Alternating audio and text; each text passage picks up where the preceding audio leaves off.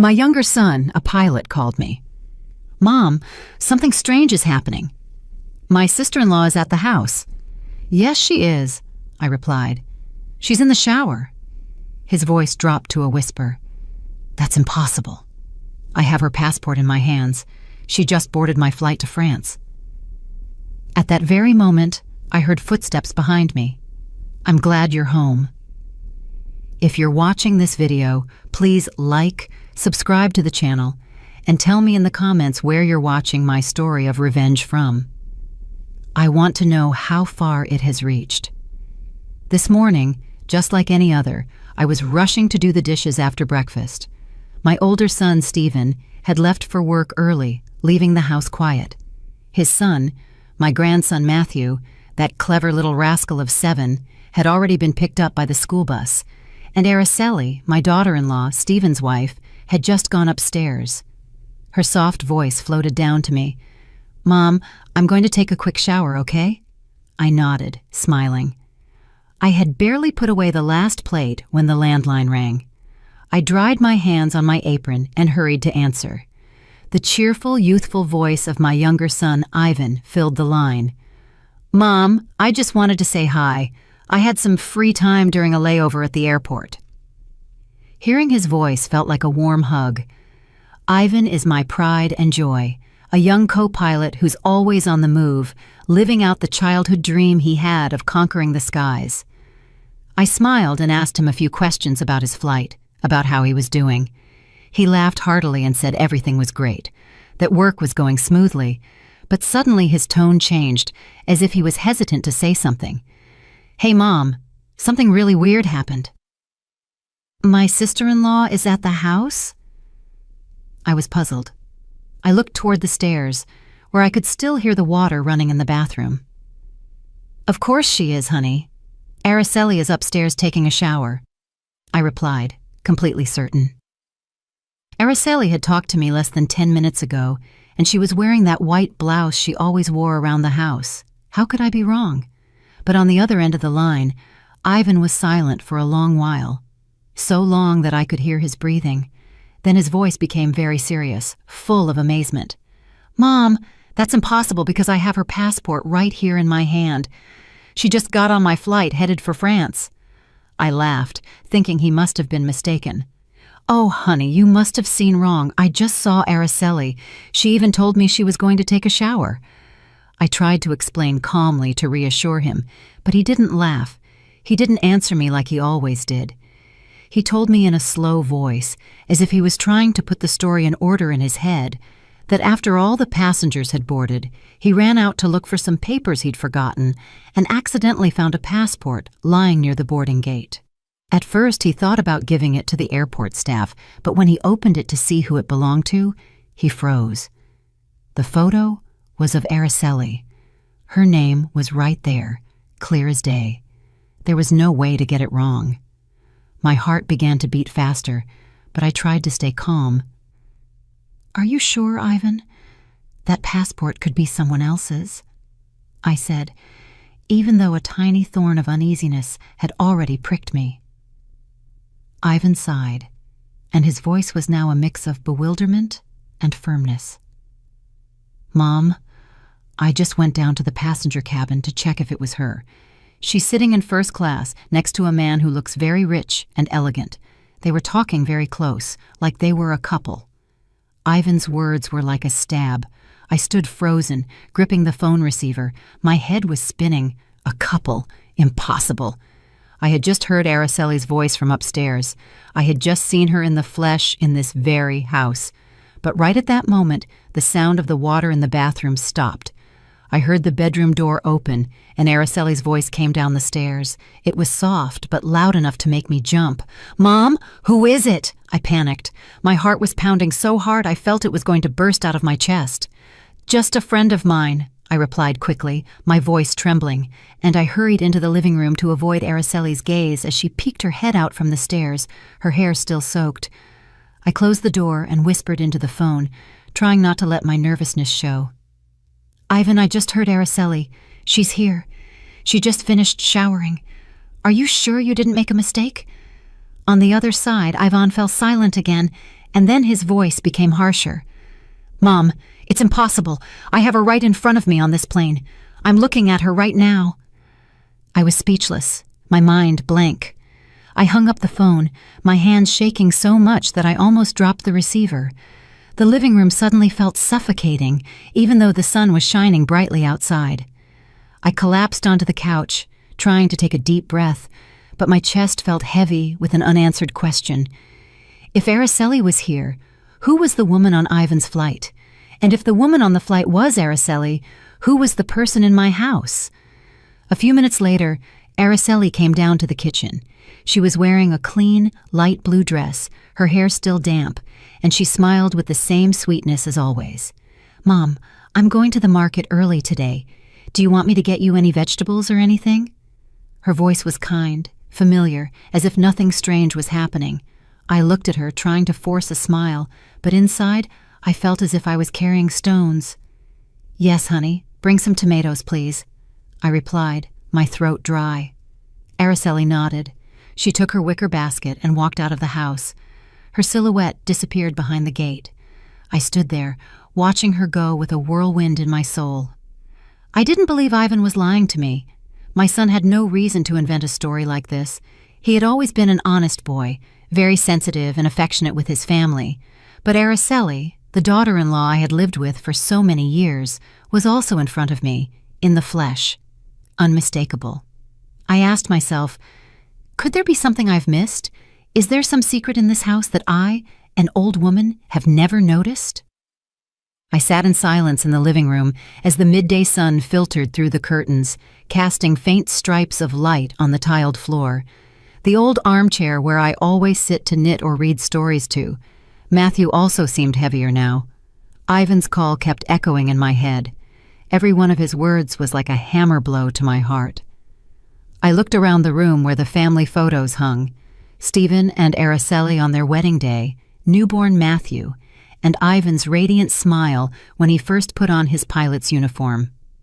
All those memories now seemed covered by a haze, blurry and full of doubt. My name is Stella Brooks, a 65-year-old widow who lives in a quiet, middle-class neighborhood in Phoenix, Arizona. My husband, Raphael, passed away 10 years ago, leaving me with the two sons I love more than my own life. Stephen, the oldest, is a hard-working architect, always immersed in his blueprints and projects. Ivan, the youngest, is my pride for having made his dream of being a pilot come true. My life revolves around Stephen's small family, my daughter-in-law, Araceli, and my grandson, Matthew, and the peaceful days in this house. Araceli, my daughter-in-law, was always the perfect model in my eyes. She was beautiful, industrious, always impeccable, from the way she dressed to how she cared for Matthew. I still remember the day of their wedding, a big party held in the yard of her parents' house. Even though Araceli's family wasn't wealthy, they put in their utmost effort to make everything perfect. Araceli came into my house with a confident smile and a bright look, as if she had been born to be a wonderful wife and mother. I used to think how lucky I was to have a daughter-in-law like her. After Araceli left for the market, I stayed seated, unconsciously gripping the edge of the tablecloth. Ivan's call made me re-examine small details that had seemed normal before. There were days when Araceli would leave the house saying she was going to the market or to see a friend, but when she returned, she seemed like a different person. One day she was all sweetness, hugging Matthew and singing to him to put him to sleep, but on other days she was in a bad mood and would yell at me just because I forgot to put the salt shaker back in its place. I used to think they were just the mood swings of a young woman, but now I wasn't so sure. My heart was tied in a knot, as if someone was messing with all the memories I had cherished for so long. I remember once, a few months ago, Araceli took a pen to write the grocery list with her right hand. Her handwriting was very straight and neat, but the next day I saw her using her left hand, and she was writing with more scrawls, as if she wasn't used to it. I asked her, "Since when do you write with your other hand, honey?" She laughed and quickly replied, "Oh, just for fun, Mom. I'm practicing."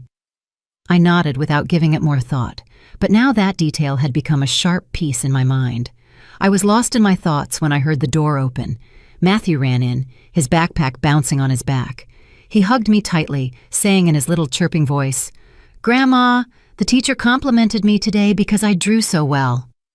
I stroked his head, trying to smile, but I still felt a weight in my chest. Matthew sat down and pulled out his notebook to show me.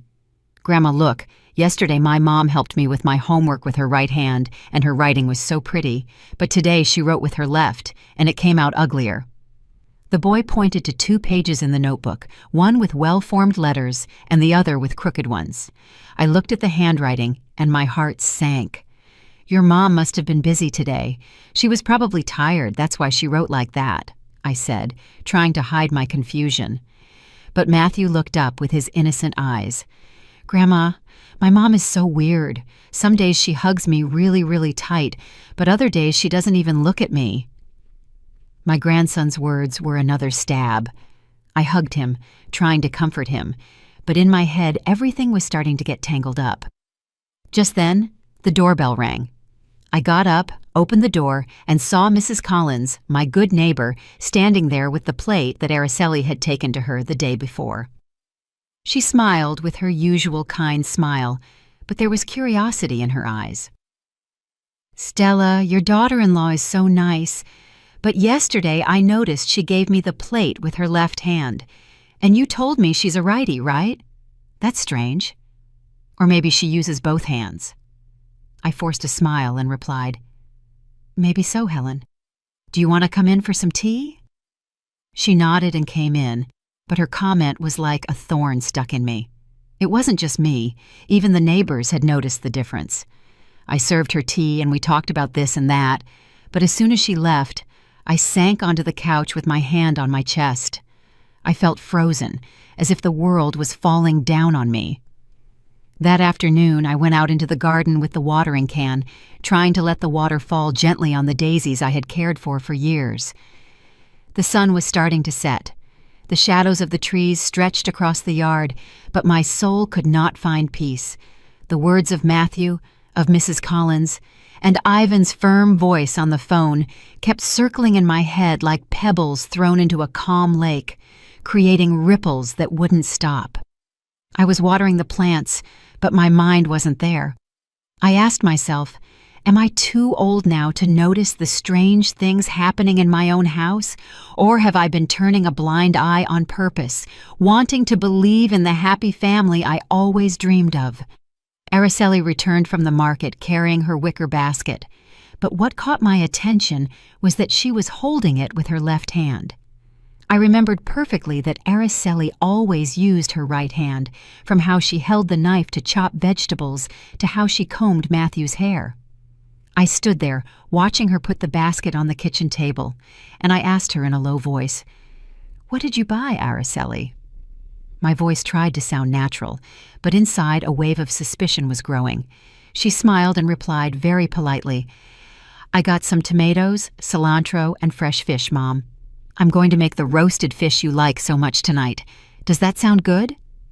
Her voice was soft, as always, but I couldn't help but notice her hands. The left one? No, the right one.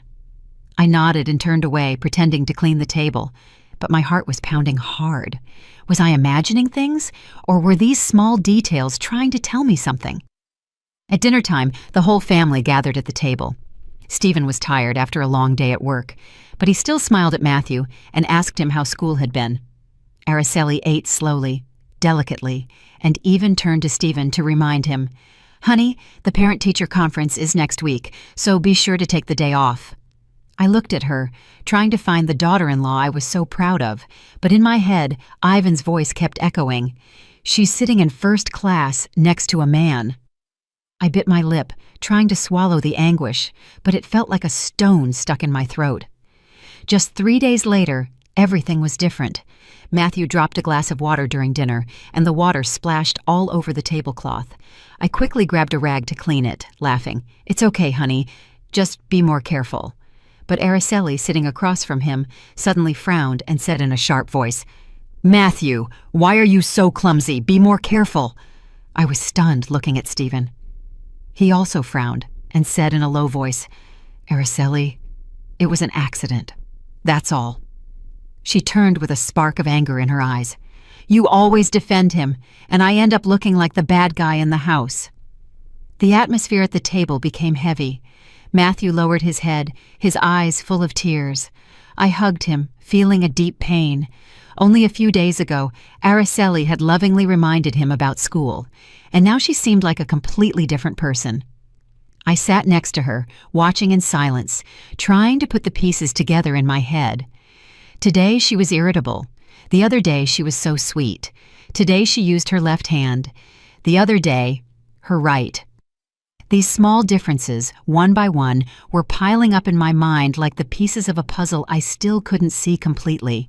I told myself I had to calm down, but every time I looked at Araceli, I saw a stranger, as if she wasn't the daughter-in-law I had lived with for so many years. A few days later, I took Matthew to school. He held my hand as we walked down the same old cobblestone street. Suddenly, he stopped, looked at me, and said in a sad voice, "Grandma, yesterday my mom taught me how to write, and she was so patient. Her handwriting was so pretty, but today she didn't even want to look at my homework. She told me to do it by myself." I knelt down to look into his clear eyes, and I felt my heart break. "Your mom was busy, honey. Don't be sad," I said, but my voice trembled. Matthew nodded, but his gaze was still full of disappointment. I hugged him, feeling a huge sense of powerlessness. He's only 7. How was he supposed to understand something that I myself couldn't figure out? That night, we sat down to dinner again. Suddenly, Araceli took a small notebook out of her bag and started writing something with her left hand. Stephen, who was serving himself food, laughed suddenly. "Hey, since when do you write with your left hand? It looks so strange." Araceli stopped dead, with a forced smile on her lips. "Oh, just experimenting, honey." She quickly put the notebook away in her bag, but I noticed a flash of panic in her eyes. Stephen shook his head and didn't say anything else, but I knew he had also noticed something strange. I stayed seated there, gripping my spoon, trying to keep a straight face, but inside, the doubts were growing like a slow fire. One morning, I took an empty spice jar and crossed the same old cobblestone street to go to Mrs. Collins' house. Araceli had borrowed it a few weeks ago, saying it was for making the chili she liked so much. I knocked on the door, and Mrs. Collins opened it with her usual kind smile. "Stella, come in. Let me make you some coffee," she said, a rag still in her hand. I gave her the jar, thinking of thanking her and leaving, but she pulled me to sit in a wooden chair in her kitchen. The atmosphere was warm. It smelled of roasted coffee, but I couldn't relax. Mrs. Collins looked at me with eyes full of doubt and lowered her voice.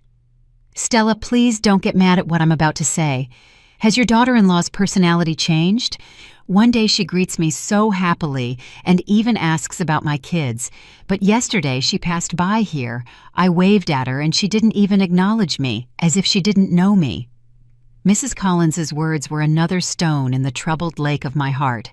I forced a smile and replied, "She must have been in a hurry, Helen. You know how young people are these days."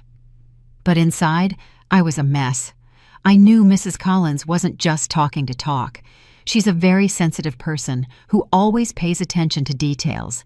If even she noticed how strange Araceli was, then my suspicions weren't just my imagination anymore. I stayed for a little while longer, took a sip of the now cold coffee, and said goodbye, my heart heavy. On my way back, I passed by Mr. Johnson's bakery, where I always bought sweetbread for Matthew. Mr. Johnson was at the counter, and when he saw me, he smiled. "Mrs. Brooks, what can I get for the little champ today?" I asked for some pastries, and he suddenly asked, "You're Stephen's mom, right? His wife came in the other day. So nice. She even told me how delicious my bread was. But this morning she came back with a scowl on her face. She bought the bread and didn't even say thank you. She just left." I froze, gripping the handle of my purse. "She must have been tired, Joe," I replied, my voice trembling. I thanked him quickly and left. Mr. Johnson's words were another knife, cutting deeper into the doubts that were growing inside me. When I got home, I made myself some tea and sat on the porch. The wind blew softly, carrying the scent of the daisies from the garden. I looked toward the street that led to the market, where Araceli always walked. Suddenly, I saw her returning, carrying her shopping bag, but she greeted me in a dry voice. "Good afternoon, Mom." No smile, no happiness like yesterday when she bragged about getting a good deal on the cilantro. I nodded and replied in a low voice, "You're back already?" But inside, I couldn't help but observe her more closely. The blouse she was wearing today was navy blue, different from the white blouse she had on when she left. I tried to ask her in a soft voice, "Why did you change your blouse?" Araceli paused for a second, and then quickly replied, "Oh, I got a stain on it and had to change." She smiled halfway and hurried into the kitchen. I stayed there with the teacup in my hands, feeling as if a rock was crushing my chest. The words of Mrs. Collins, of Mr. Johnson, and the way Araceli replied to me, everything forced me to stop ignoring things. That night we were all having dinner. Matthew was talking about school with his cheerful little voice, but I noticed that Araceli only nodded without answering him, unlike other times. When Stephen asked, "Are you done eating so your mom can clear the plates?" Matthew suddenly turned to me and said innocently, "Grandma, oh, my mom didn't sing to me to sleep. But yesterday she did sing that song, Cielito Lindo. You always sing to me, and it sounded so beautiful." I looked at Araceli, who was serving herself food without reacting, but Matthew's words were like a needle in my heart. That lullaby, that Cielito Lindo that I used to sing to Stephen and Yvonne, only Araceli and I knew it in this house. So why did she sing it yesterday and not today? Why did she change so quickly? I got up to clear the plates, but my mind was no longer there. I remembered the times Araceli would leave the house saying she was going to see a friend, but would return with a strange look. One day she brought a bouquet of fresh flowers, saying a friend had given them to her, but another day she got angry when I asked her, "Where did you go today that you got home so late?" I used to think these were unimportant things, but now they seemed like the pieces of a much bigger secret. I didn't want to believe that Araceli was hiding something from me, but every word, every gesture of hers made me doubt. That night, after cleaning the kitchen, I sat at the dining room table and took an old notebook out of a drawer. My hand was shaking as I wrote the first line. 3 p.m., Araceli leaves for the market. Returns 6 p.m., wearing a blue blouse. Irritable attitude. I didn't know what I was doing, but I knew I couldn't keep pretending that nothing was happening. I kept writing. Yesterday she sang to Matthew to sleep, tender. Today she was cold, didn't sing. Each word was a heavy stroke, as if I was engraving my suspicions into reality. My old notebook was now full of notes about Araceli. Every line was a piece of my doubt, as if I was painting a picture I didn't dare to look at. I sat in the kitchen, looking at the notebook with a heavy heart. I couldn't keep all these thoughts to myself anymore. They were like waves rising and falling, leaving me alone in my confusion. I needed someone to talk to, someone who would understand me, who wouldn't judge me, who wouldn't jump to conclusions. I immediately thought of Carol, my best friend, who has been with me since we were young, when we used to sit and knit under a tree and tell each other our lives. I picked up the phone, my voice trembling. "Carol, are you free this afternoon? Let's go to the coffee shop on the corner. I need to talk." Carol accepted instantly, her voice as warm as ever. "Stella, I knew something was wrong. Wait for me. I'm on my way." I felt a little relief, but the worry was still weighing me down. I put on my old shawl and left the house for the small coffee shop on the corner, where Carol and I had shared so many joys and sorrows. The place was the same, with its dark wooden tables and that delicious smell of freshly roasted coffee. I chose a table in a corner where the light was dim so no one would hear our conversation. I sat there, hugging the hot coffee cup, but with my soul cold. I wondered how I was going to tell her about all these suspicions. How was I going to dare to admit that I was doubting my own daughter-in-law? Carol arrived wearing a light sweater and carrying a bag of fresh vegetables. She sat down and looked me straight in the eyes with that sharp but affectionate gaze. "Stella, just looking at your face, I know something big is wrong. Come on, let it out. What's got you so worried?" I took a deep breath, trying not to let my voice break, but every word got stuck in my throat. I told her everything in a summary. Ivan's call from the airport, Araceli's passport, the woman identical to her on the plane, and all the small details I had written down, from how she changed hands to right to her mood, changing from day to night. I took the notebook out of my bag and handed it to her. Look, I wrote it all down here. I don't know if I'm imagining it, but I can't be a fool anymore. Carol flipped through the pages with a frown. She read my shaky handwriting slowly.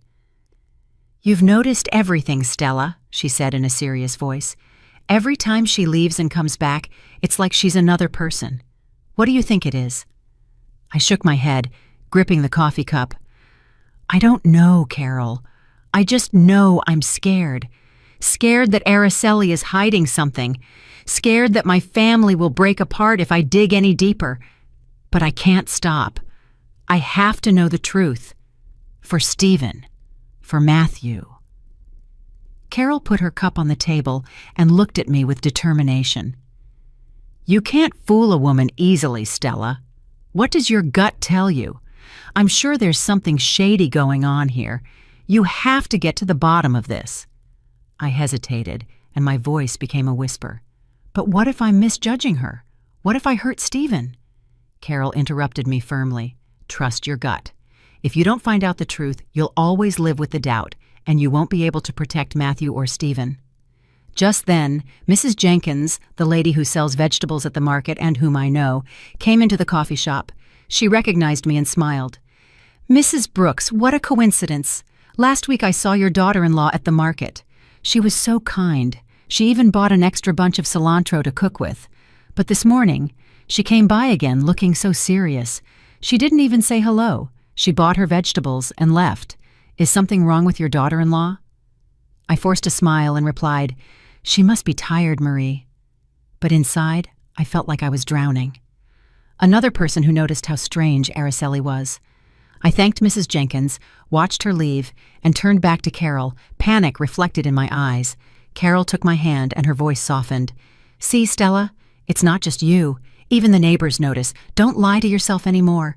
Keep writing everything down, and if you have to, you're going to have to follow her, not to hurt her, but to protect your family." I nodded, but my heart sank. I knew Carol was right, but the idea of following my own daughter-in-law made me feel as if I was betraying my family. I had spent my whole life taking care of this home, and now I had to do something I never imagined: investigate one of my own. That afternoon, I returned home, my head still a mess. Araceli left the house carrying her familiar red basket. "Mom, I'm going to the market for a bit," she said in a soft voice. I nodded, but as soon as she disappeared behind the gate, I opened my notebook and wrote, 3 p.m. Araceli leaves for the market, carrying a red basket, normal attitude. I stayed there, watching the clock, counting every minute. At 6, Araceli returned. But the basket she was holding in her hand was now blue. I was surprised and asked her, "Did you switch baskets?" She smiled and quickly replied, "Yes, the other one broke, and a friend lent me this one." I nodded, but my hands were shaking as I added to the notebook. Returned 6 p.m., carrying a blue basket, voice a little rushed.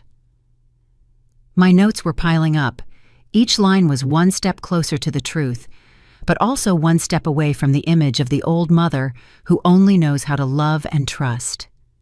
On the weekend, Stephen left for overtime work early, and Matthew was at a school activity, leaving the house quiet, just for Araceli and me. I was cleaning the dining room table, trying to keep myself busy to ward off the doubts that were eating at me. But then Araceli came down from her room in a pale yellow floral dress, looking as fresh as she did in her first days of marriage. "Mom, I'm going to the market for a bit," she said in a soft voice. She took her usual wicker basket and left. I nodded, smiling, but inside a voice insisted, "Follow her, Stella. Go find the truth." I didn't think twice. I took my old shawl, put it over my head to cover my face a little, and left the house in silence, keeping a safe distance behind Araceli. The sun was hot, sweat was soaking my back, but I didn't care. I just wanted to know where she was really going, what she was doing. Araceli walked quickly down the cobblestone street that led to the market, but suddenly, instead of turning right as always, she turned left into an alley behind a working-class neighborhood. The houses were old, crammed against each other, with peeling paint and rusty tin roofs. I slowed down, my heart pounding, trying to hide behind some bicycles parked on the sidewalk. Araceli didn't look back. She kept walking. She went into an even narrower alley where the sunlight barely reached. I hid behind a mechanic's shop where a man was concentrating on tightening nuts. I saw Araceli stop in front of an old wooden door, knock softly, and then go in and disappear. I stood there, my breathing ragged, my head spinning. What was my daughter-in-law doing there? This wasn't the market or any of the friends' houses she had mentioned. I wanted to walk over, knock on the door, and ask her directly, but my feet seemed to be nailed to the ground. I was afraid of the truth, afraid that what I was about to discover would break everything. In the end, I turned around and went back home full of questions, each step heavier than the last. I had barely pushed the gate open when I froze. Araceli was standing in the kitchen, chopping vegetables with a white blouse on, completely different from the floral dress she had left in. She was frowning and looked at me with cold, sharp eyes. "Where did you go, Mom, that you're just getting back?" I stood frozen, my mouth dry, unable to say a word. Only a few minutes ago, I had seen her go into that alley in a yellow dress. How could she have gotten back so quickly? And this blouse? I stammered. I just went for a walk, that's all. Araceli nodded without saying anything else, but her gaze sent a shiver down my spine. I went up to my room, pretending to look for something, but in reality, it was to escape that look, to calm my heart that was pounding wildly in my chest.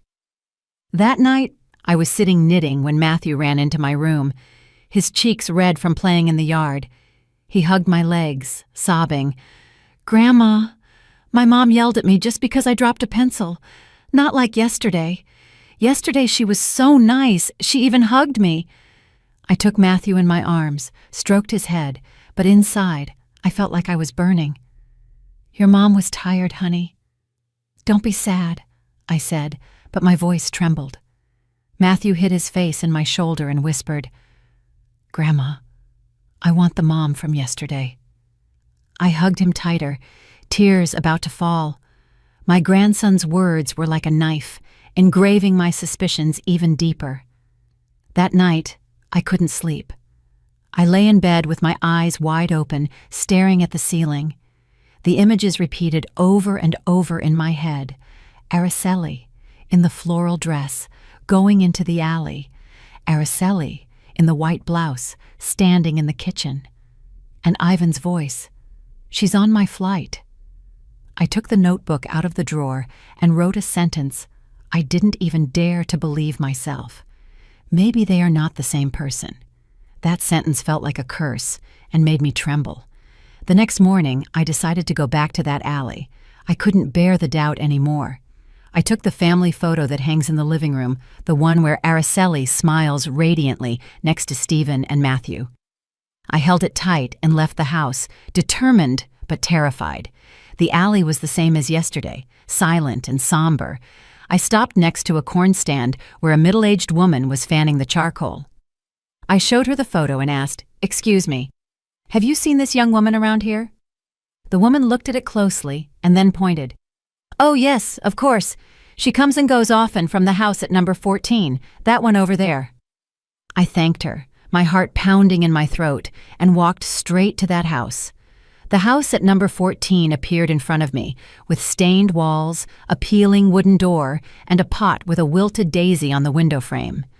I stood there, my hands trembling, feeling that the whole world was holding its breath with me. I knocked on the door, and each knock sounded like a hammer blow to my chest. The door opened, and I was speechless.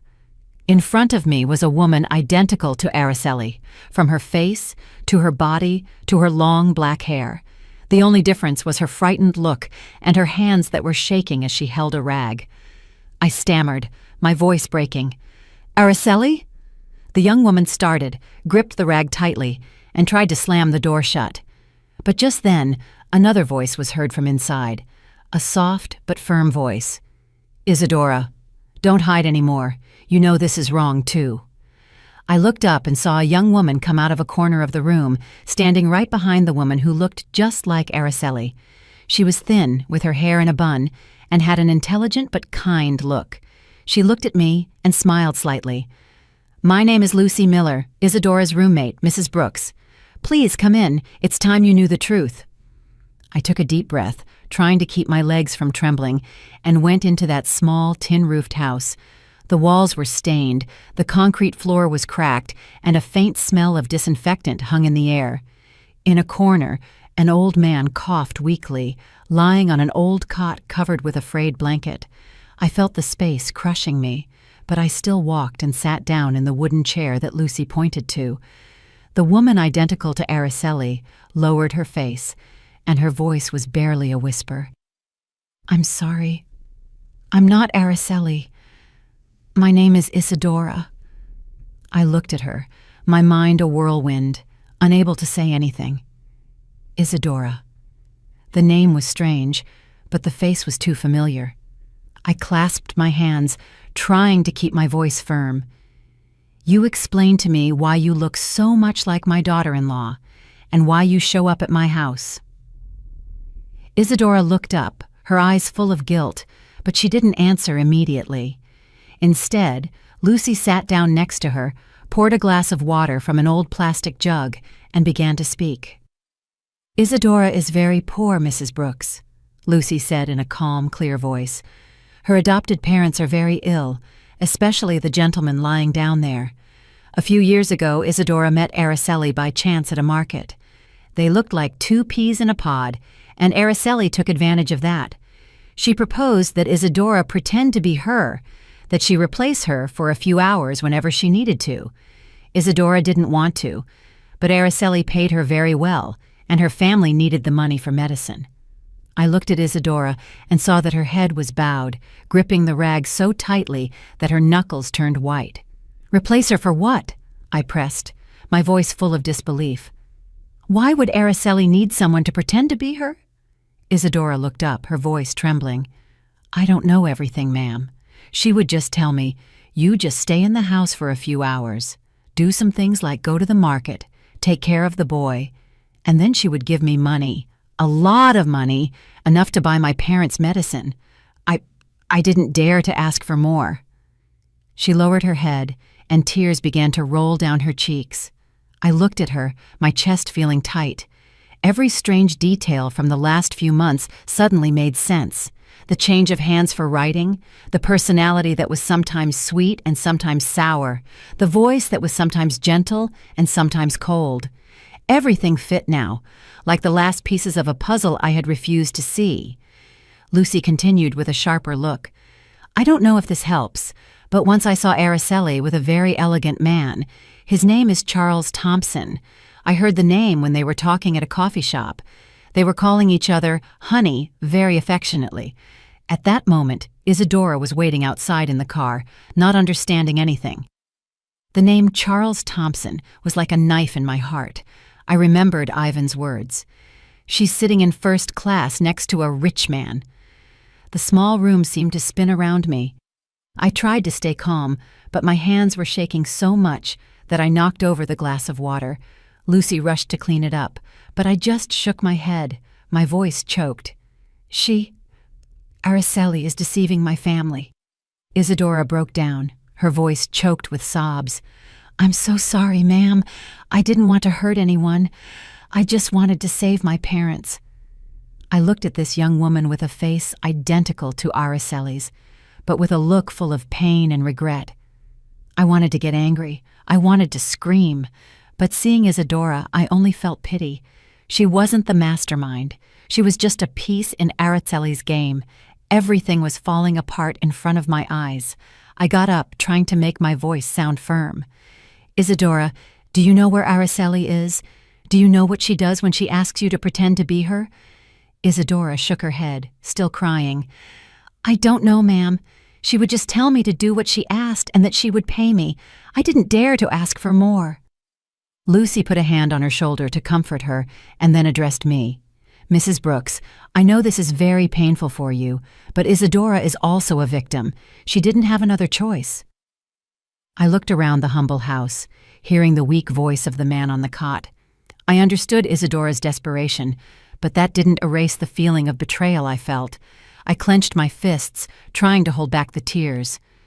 I don't blame you, Isadora, but I need to know the truth. I need to protect my son and my grandson. I got up, feeling that the world was collapsing on me. Thank you, Lucy, for telling me the truth. I'll be back. I left the house, and the bright sun outside blinded me, but my heart was cold. The next morning, I went back to that small alley where the stained walls and the peeling wooden door had become an obsession in my mind. The sun was still hot, but I felt a coldness inside, as if I was carrying a cold wind of unresolved doubts. I knocked on the door of number 14, gripping the family photo as if it were an amulet that would give me the courage to face the truth. This time, Isadora didn't seem so scared. She opened the door with a still shy but calmer look and invited me in. Mrs. Brooks, I was expecting you. Please, come in. The house was still small, with that smell of disinfectant and the weak cough of the man on the cot. I sat in the old wooden chair and looked at Isadora. She was wearing a simple blouse, her hair in a loose bun. She looked tired, but no longer frightened. I took a deep breath and said in a low voice, Isadora, I want to meet your adoptive mom. I need to understand all of this better. Isadora nodded and led me to a corner of the room where a very thin woman with completely white hair was lying in bed, her cloudy eyes staring at the ceiling. She was Mrs. Jones, Isadora's adoptive mother. I took her frail hand and introduced myself. I'm Stella Brooks, Stephen's mom, Araceli's husband. Mrs. Jones looked at me, breathing with difficulty, and said in a weak voice, Isadora is not my blood daughter. She's a child I adopted when she was a newborn. Her words were like a hammer blow to my head. I froze, my heart beating faster, but I tried to make my voice sound calm. Please, tell me how it all happened. The lady coughed, and then, slowly, began to tell me a story I wasn't prepared for. Many years ago, I was a nurse at a hospital in a small town, she began, her voice trembling. A very poor family had twins. They were so poor they couldn't keep both of them. The mom was crying. She said she could only keep one. The other one they were going to abandon. My heart broke. I couldn't let them abandon that baby. So I adopted her. That's Isadora. She stopped for a long cough and then looked at Isadora with immense love. I raised her as if she were my own, but I know she has always wanted to find her real parents. I have nothing to give her but my love, and this house. I sat there, gripping the edge of the chair, my head spinning. Do you know who Isadora's biological parents are? I asked, my voice trembling. Mrs. Jones shook her head. I only know they were a poor family from a nearby town. I didn't ask much. I just wanted to save the child. I looked at Isadora and saw her with her face bowed, tears rolling down. Mrs. Brooks, I don't know anything about my biological parents, she said, her voice choked. But when I met Araceli, I thought maybe she knew something. She looks so much like me, but she never told me anything about that. I felt a lack of air. I asked Mrs. Jones to let me see her old papers, hoping to find a clue. She pointed to an old wooden dresser. Isadora took out a yellowish paper envelope and gave it to me. Inside, there was a copy of some hospital papers with Isadora's date of birth. I read them quickly and felt my heart stop. Isadora's date of birth was exactly the same as Araceli's, the one I had seen on her papers when she married Stephen. I gripped the documents with trembling hands and looked at Isadora. You and Araceli could be twin sisters, I said, my voice lost. Isadora broke down crying, covering her face. So Araceli is my sister? Why didn't she tell me anything? Why did she make me do all that? I looked at her, my heart shattered. I remembered the days when Araceli came to my house, radiant and confident, as if she had been born to be the perfect wife and mother. I had loved her. I had believed she would give Stephen happiness, but now I knew that she had not only deceived my family, but she had also taken advantage of her own sister, using her as a double to hide secrets I didn't even dare to imagine. I stood up, put my hand on Isadora's shoulder, and my voice, though firm, could not hide the pain. Isadora, from today on, I won't let anyone else take advantage of you. I'm going to help your parents with their illness, but in return, you have to cooperate with me. I need to bring this truth to light, for Stephen, for Matthew. Isadora nodded, still crying. I will help you. I don't want to live in this lie anymore. I looked at her and saw sincerity in her eyes, and for the first time, I felt a ray of hope in the middle of the storm. I left the house and walked through the alley, my soul in turmoil. I passed by the bustling market where people were shopping and laughing, but in my mind, Mrs. Jones's words echoed like bells. 2 twins, one abandoned, the other raised, and now their destinies had crossed in my own family. I returned home, my soul a mess, like a field after a storm. The truth about Araceli and Isadora, the secret of the twins, was a rock crushing my chest. I was at a crossroads for which I was not prepared, to confront my daughter-in-law, the woman who had deceived us all, and to reveal the truth to Stephen and Matthew. That night I called Ivan. My voice was firm, though my heart was trembling. Ivan, you have to come home tomorrow night. There are some things I need you to clarify. Ivan was surprised.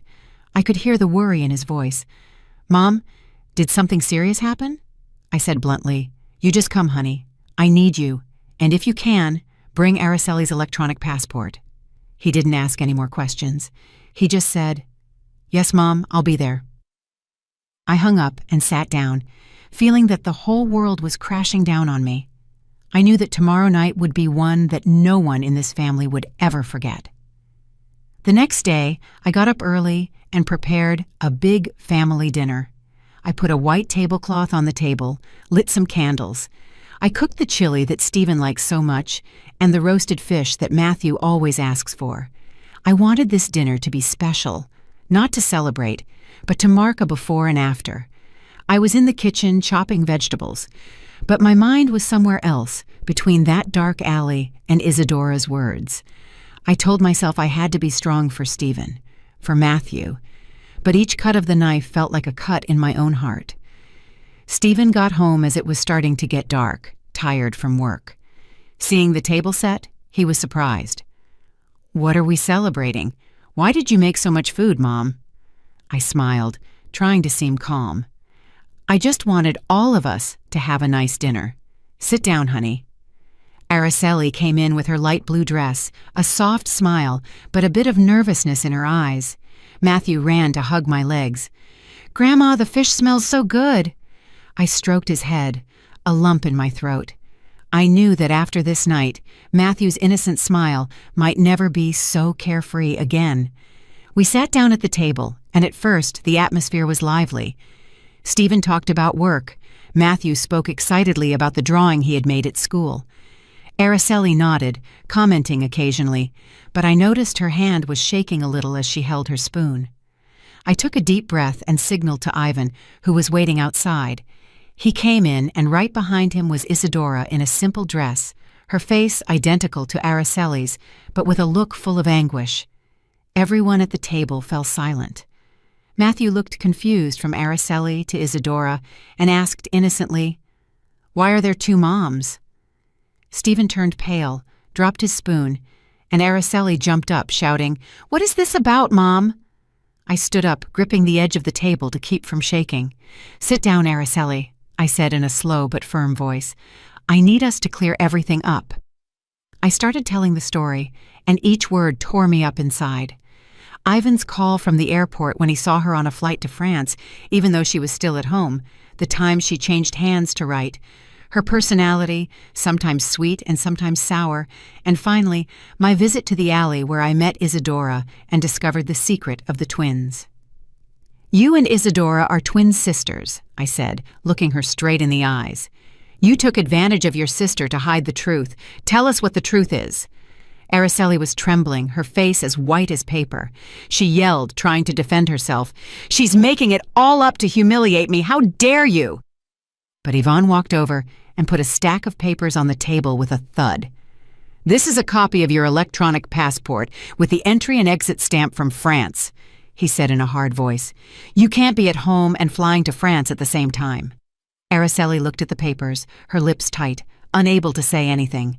Matthew, sitting next to her, suddenly chimed in with an innocent but pained voice. "It's true, Grandma. Some days my mom is an angel and other days she's really mean. I don't like the mean mom." My grandson's words were like a stab, and I had to hold back from crying. The air in the room felt so heavy it was hard to breathe. I nodded and signaled to Lucy, who had just come in through the back door.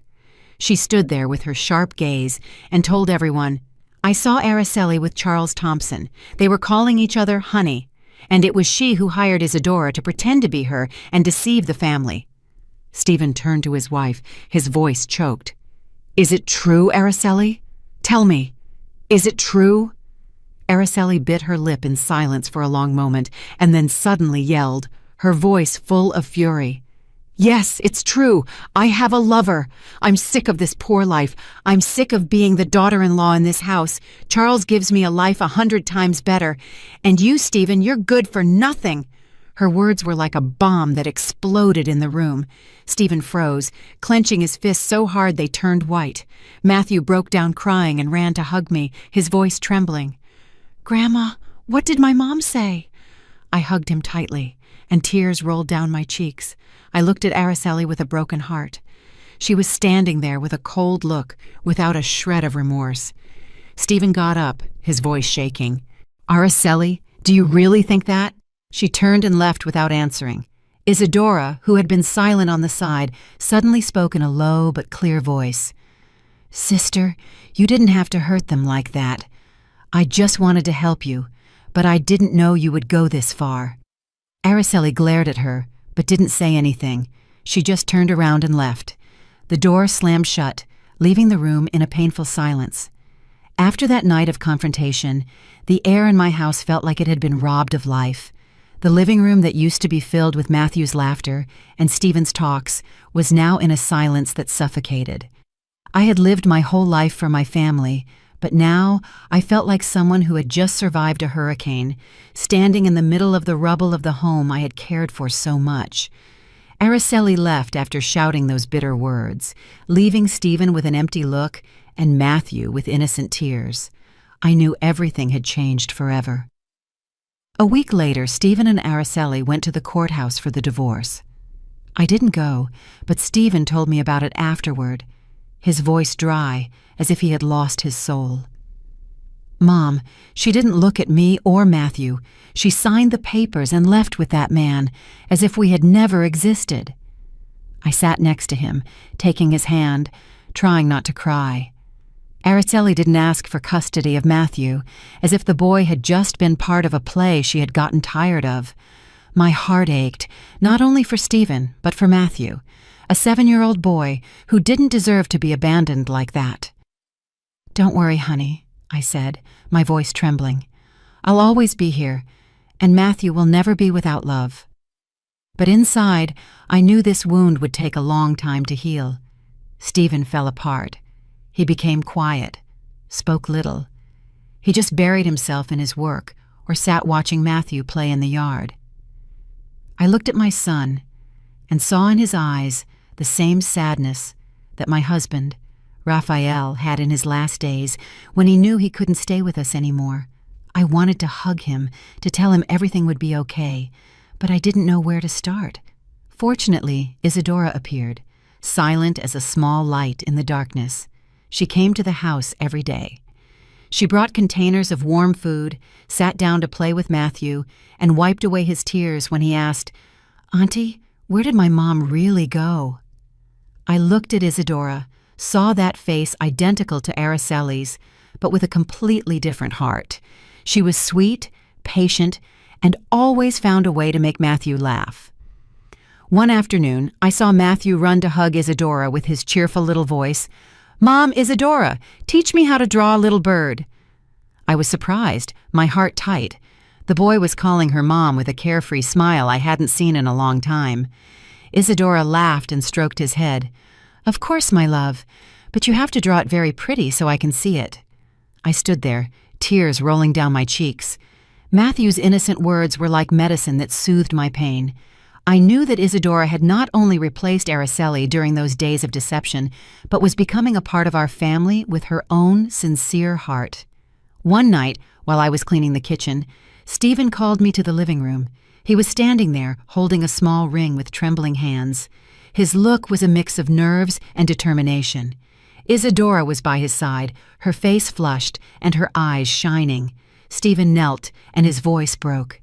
"Isadora, I don't want to waste any more time. You brought light back to me and Matthew. Would you accept to be my wife and Matthew's mom?" Isadora broke down crying, looking at me as if seeking my approval.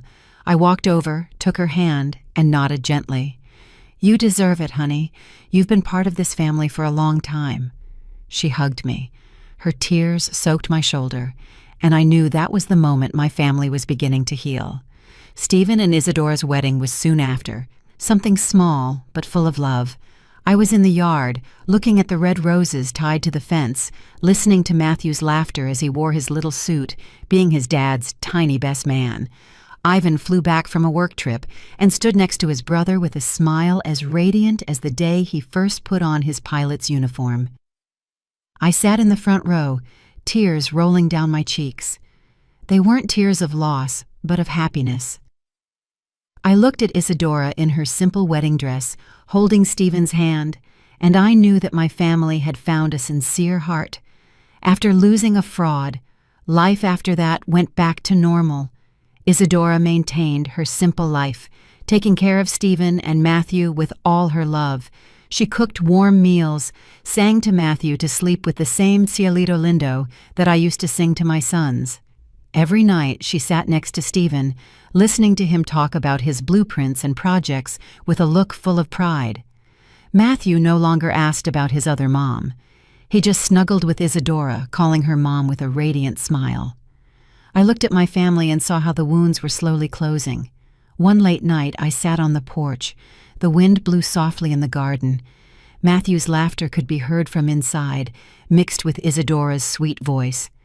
I peeked in and saw Stephen concentrating on his work while Isadora prepared a cup of tea for him, placing it beside him and giving him a soft kiss on his forehead. I smiled, feeling my heart finally at peace. I thought about the long road I had traveled from the first doubts, from Ivan's call to that dark alley where I discovered the truth. The truth had been cruel, but as my husband Raphael used to say, "The truth will set you free, Stella." And so it was. The truth set us free. It brought us Isadora and gave us a new beginning, much brighter and happier. The story you have just heard has been changed in names and places to protect the identity of the people involved. We are not telling this to judge, but with the hope that someone will listen and stop to reflect on how many mothers are suffering in silence inside their own homes. I truly wonder, if you were in my place, what would you do? Would you choose to be quiet to maintain peace, or would you dare to face everything to reclaim your voice? I want to know your opinion, because every story is like a candle that can light the way for someone else. God always blesses, and I am convinced that courage leads us to better days. Meanwhile, on the final screen, I am leaving you with two of the channel's most beloved stories. I am sure they will surprise you. Thank you for staying with me until this moment.